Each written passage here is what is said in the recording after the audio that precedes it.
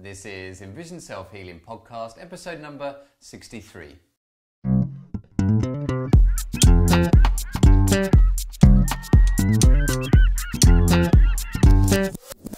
Hi, I'm Will Fuller. And I'm Richard Miller. And we're the co-creators of EnvisionSelfHealing.com and are dedicated in helping you improve your eyesight and quality of life by taking healing into your own hands. Now, if you haven't had a chance already, then don't forget to head over to EnvisionSelfHealing.com and get your hands on a free ebook that's going to give you 10 top tips on how you can start improving your eyesight in our modern day world.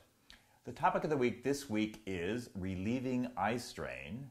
And in the question of the week, we address kind of a technical question about the difference between scanning with your eyes and shifting. So Richard, how's the world of self-healing been treating you this week? Well, I got a big dose of the normal world of healing this week. My mother had hip replacement surgery. Okay. And so I was exposed to the normal. Actually, she had a very good experience. She lives in a small town. Which isn't always good for medical treatment. But in this case, it's not too small that you still got a decent facility, shall we say, and good people. So I was very pleased. Nice. Very good experience. She came out very well. So a couple interesting things that relate to us were, number one, I got to watch all of her physical therapy after the surgery. Nice. And noticed they were basically doing what we do. It was the same exact exercises that we give to clients who have had, we have paralysis clients, things like that, that we do. We do clients, we see clients that are not just vision clients in our everyday world. And it was interesting to see that the world of physical therapy is very similar to what we do. And how many sessions of physio? Is she going to get a regular She's getting visit? 2 to 3 a day. Okay. Where she's staying, so that's pretty good. Okay. And how long? Just our experience with physios is maybe a week or two, and then that's it. You're right. That could be the problem. Is that she's given, and I gave her exercises, years ago that she didn't do, of course, because I'm her son. Why would she do that? But she's doing exactly what the exercise I would have given her, 3 years ago. Or I did give her 3 years ago, and but now she has this new hip, and. So that was interesting to see the parallels there. And even, I was thinking the other parallel. So there's the physical therapist and then the occupational therapist, which is kind of our stage on the website of integration. You're taking your new skills and integrating it into your everyday life. Yeah. So it was as nice to see that we're not completely out in left field, that we actually are. And basically we're all... following the principle of use it or lose it, and look at your function and what function you're trying to get back, and use the muscles that you need to use to strengthen to create that function. And they were interested in balance too. They were. She has gotten used to using a walker over the years, and they were really trying. And she's bed forward because of that. And they were really, I was like, wow, she would never listen to me to say this. They were saying, please stand up straight, look forward, don't look down. All the things we were telling our clients who have peripheral problems too. They're saying to my mother as well, don't look down, look forward, and get your posture upright. So what's so nice about that is really with the vision stuff is we're just then saying exactly the same stuff, but just with the eyes. Exactly, yes. And that's all it is. Yeah. It's not some magical Eastern philosophy that's been buried for several thousands of years, and all of a sudden we unearthed it. It's just taking exactly the same principles, but just doing it for the eye as well as with the body. Yeah, and we make that connection that the eyes are part of the body. They're not different than the body, so treat them just like the way you would any other part of the body. Nice. Well, that's great that you got that insight there. I was struggling to get through all this, and I got to come up with something positive out of this. So, anyway, that was a good week. How about your week? Yeah, good. I was really things were a little bit easier schedule-wise this week, so it meant I could spend a little bit more time getting to grips with the exercises. Again, the last couple of weeks I'd mentioned that I'd been still keeping up the exercises due to the integrated side of things, but I wasn't able to do my let's call it timeout exercises as much, and that program faltered a little bit. So I managed to get back on the eye exercise wagon this week and spend a little bit more time with it. And it was interesting. I think probably the main thing that came across me this week was that as I was doing the exercises and really trying to tune into the periphery and hold more of the periphery, and before I talked about the difficulties of trying to maintain central vision and peripheral vision at the same time, and how that's, once I can achieve that, I feel like that's going to be a big jump between the two, because it's kind of, the brain will recognize both instead of either one's on and one's off, or so on and so forth. Right. So, but I kind of realized as it was starting to get a little bit easier, less of the static, a more grainy color. Right. In the periphery. I totally know what you're saying. Maybe other people don't, but I totally get what you're saying. And I kind of realized that it was almost a mindset that I was going to have to shift myself into, because it really feels like it's a new way of thinking and almost functioning in my everyday. Yeah. I'm thinking about it in terms of when we deal with people with double vision, and suddenly they fuse into one image. It's kind of similar what you're doing. You've got the central vision and the periphery, and it's an effort. It's almost like you're trying to fuse two images into one. But once they do, you can relax and your brain sort of takes over. Yeah. We hope you get to that point where you can, it's like, oh, I'm just doing it now. Yeah, it's kind of, it's a little bit more difficult because you do kind of have that static in it. Is kind of grainy. The brain doesn't really want to pay attention. Exactly. It's like, you don't want to look at that. You know, it's poor quality. Stick to the central vision. It's so much clearer. Yeah. But it's interesting. I'm going to have to start. I'm going to have to play with it a little bit more. And I kind of felt like until I do that mental shift, I'm not going to get the physical one. So it's something that I'm going to have to play with a little bit more. That idea of every time I'm in a room, I'm in a whole room and not just one fine detail of a room. Yeah. So anyway, certainly something I'm going to have to spend a couple of weeks on, I think. Every time we kind of come across something new, I have a little new insight that you need to take it a step further. But very excited there to start seeing that grainy colour instead of just the static. Just the static, Looking forward to now integrating the two together and seeing what the next couple of weeks brings. Sounds good. Okay, great. I think it's a good time to move on to topic of the week.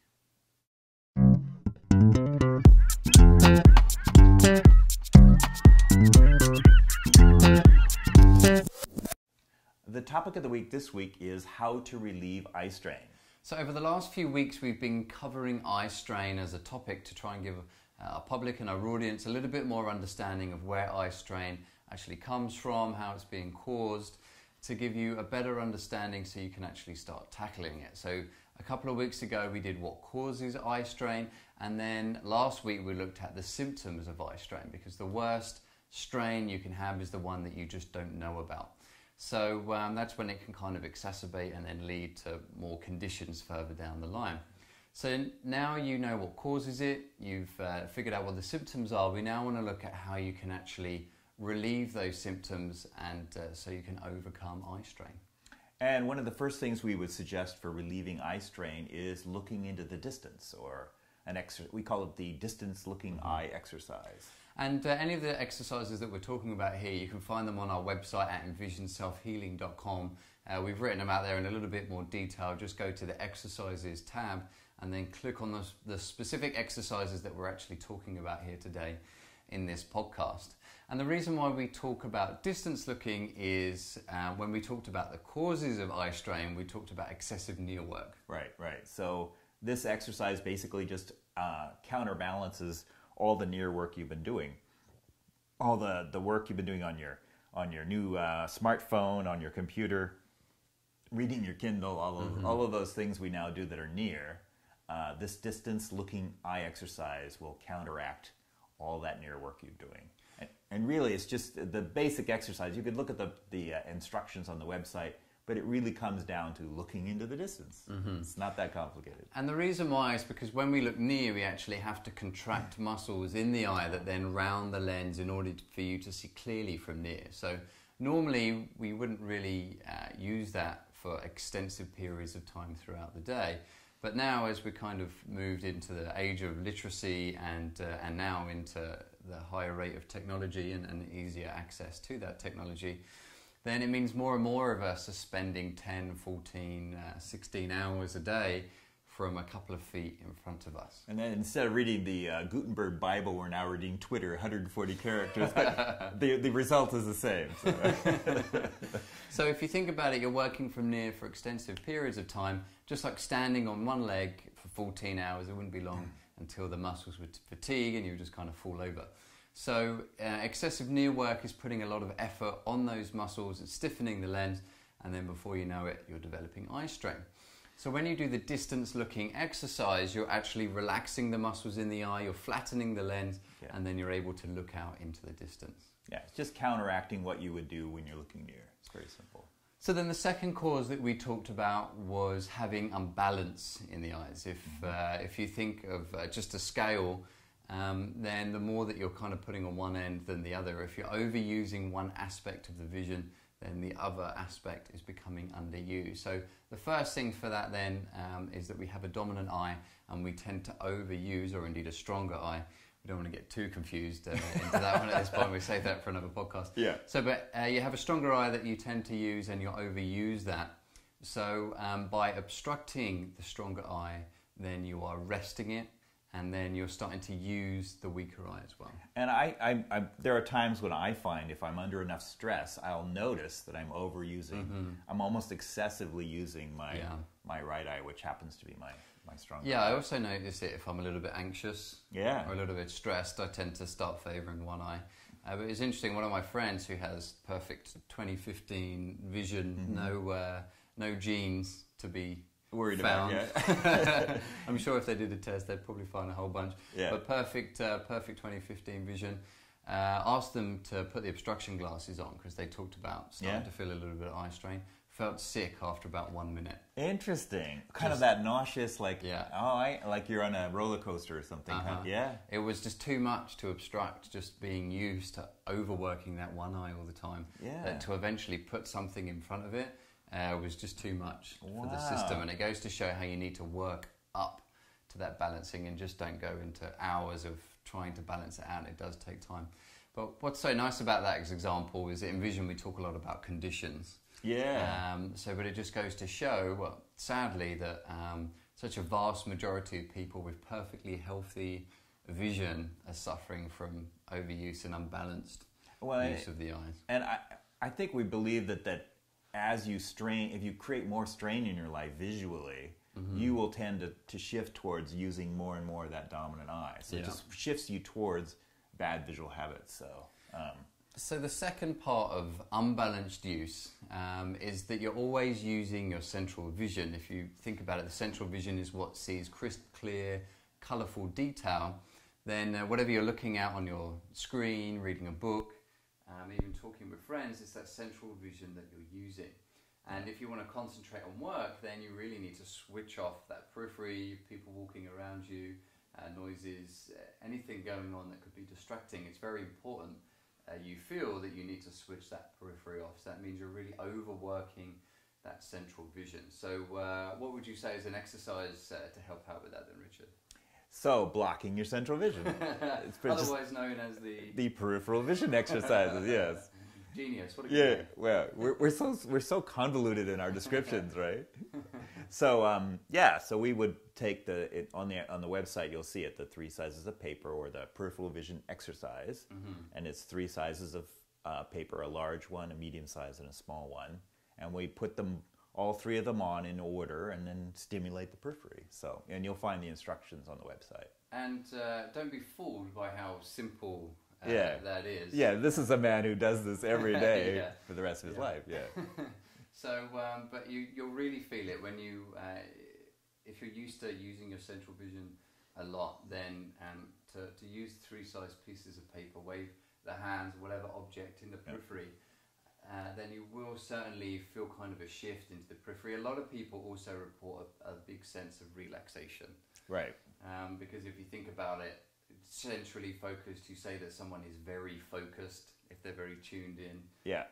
Someone very centrally focused is someone that isn't really used to looking at the bigger picture. There's another one. Yeah. Of course, the bigger picture you use your peripheral vision for.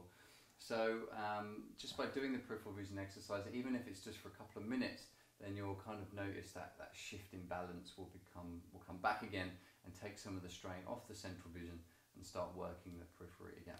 Yeah, if you think about, you can download the ebook as well from the website, and we talk a lot about sort of the natural state that our eyes were meant to function in.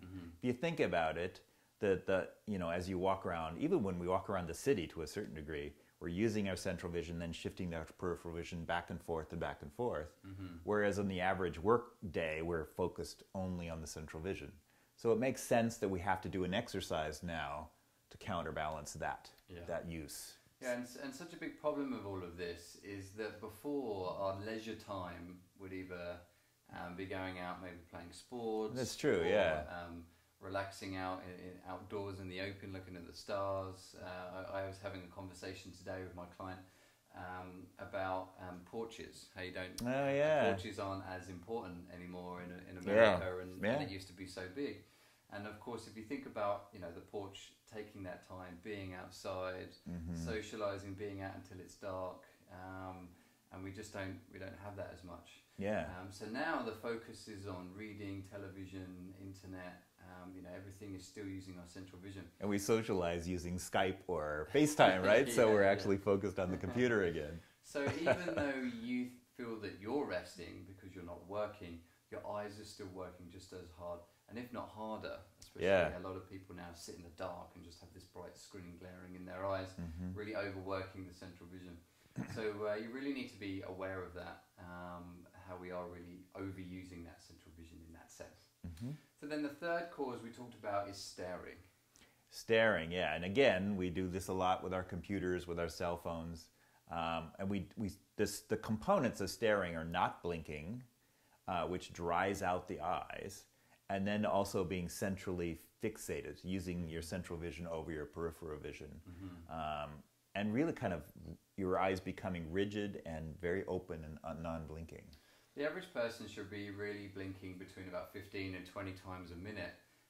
But in today's society, it's kind of about half of that. And then when you're doing anything, any sort of reading or any near work, then it's half that again. You're really only blinking about 5 times a minute.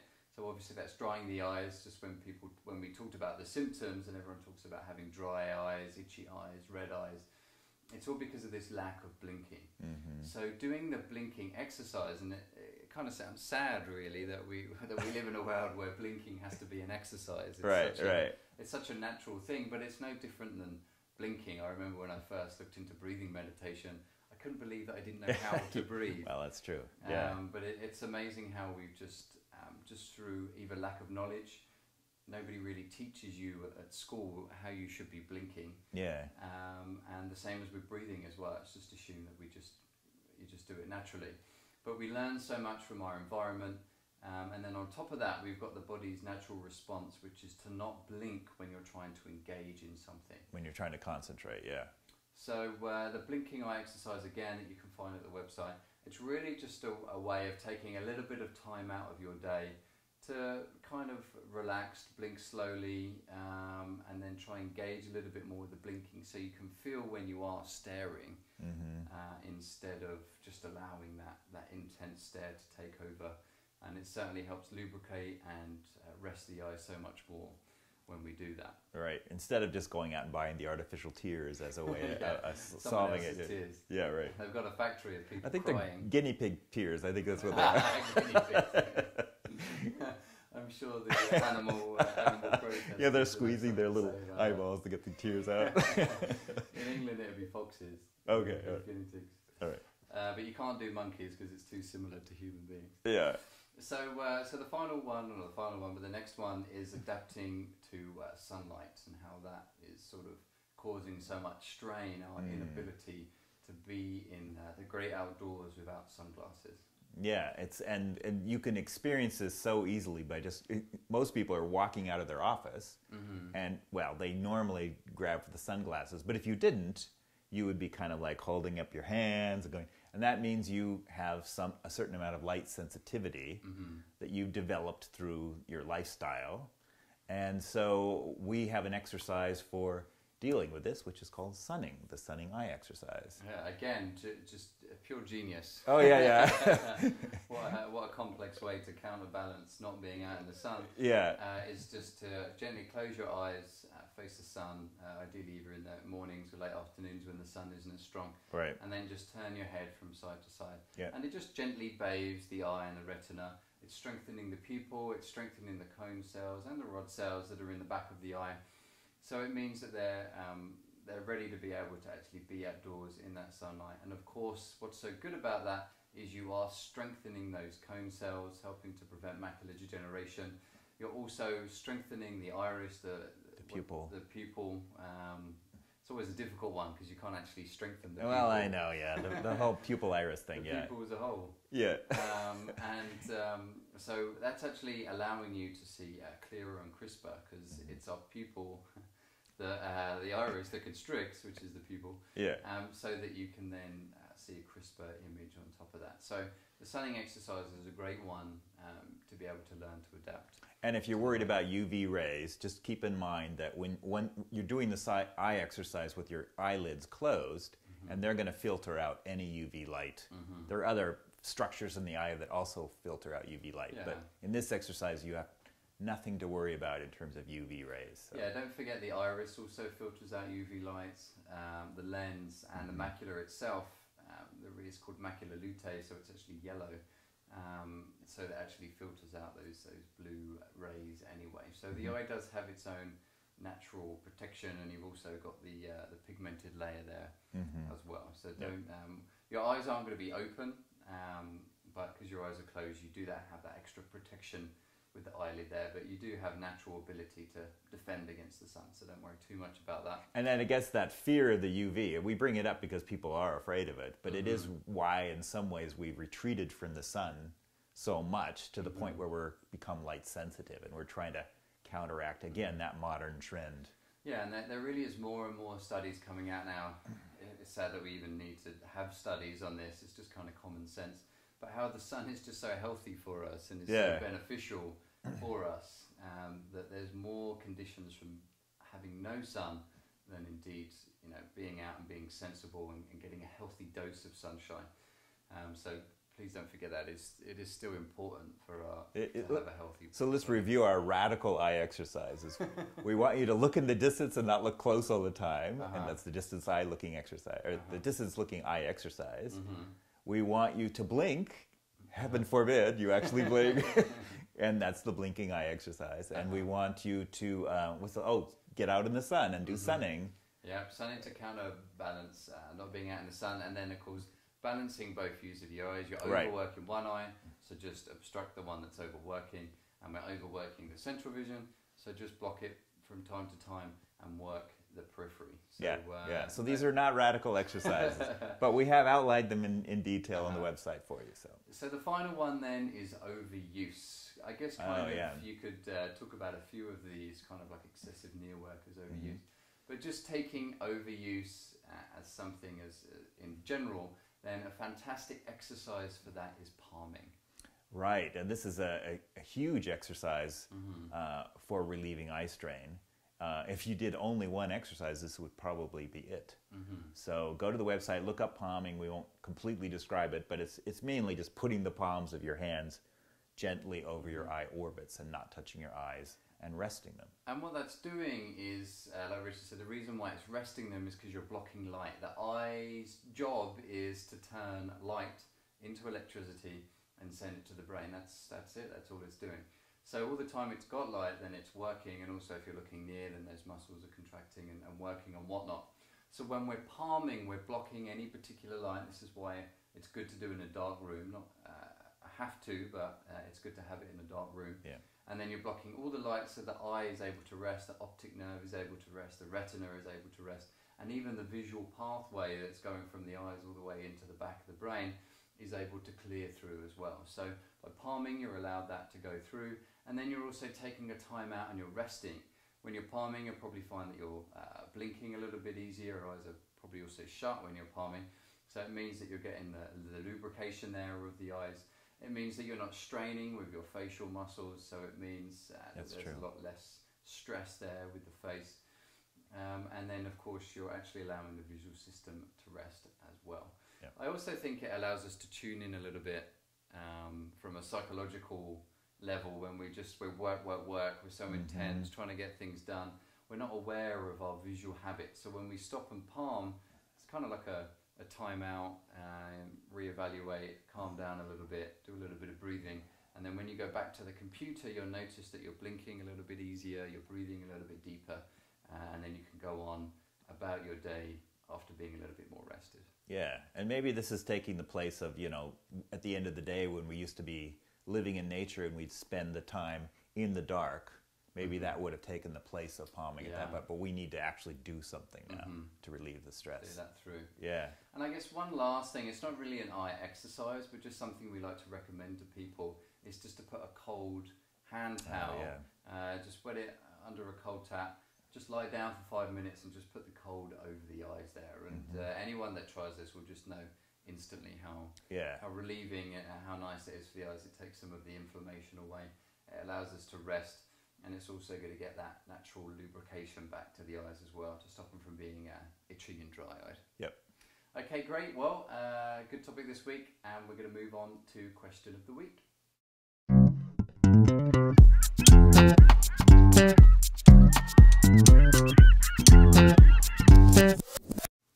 And the question of the week this week comes from one of our clients, and she was asking the difference between scanning or moving your eye from object to object and shifting. And not scanning as in when you're trying to scan a PDF file over the magical airwaves there. But some people, is it in particular Bates people that talk about scanning? There are obviously other vision improvement specialists that talk about scanning, and then we talk quite heavily about shifting, and there might be a little bit of confusion there. I think the word shifting creates some confusion. It's so established in our industry now that we have to keep using it. But it's a confusing word. For one thing, it's sometimes people think if it's shifting my focus from near to far, could be shifting. But it isn't actually what we're saying.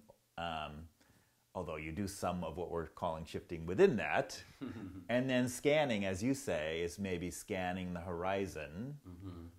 And that is kind of shifting. Yeah. But it's not, we don't mean shifting your eye across a horizon. That's not why we're using the word shifting. So. Yeah, so again, and anyone that's got the Express will see this in the videos, in particular the distance looking exercise in the Eye Exercise Express. We talk about looking out into the distance and then shifting from detail to detail in the distance.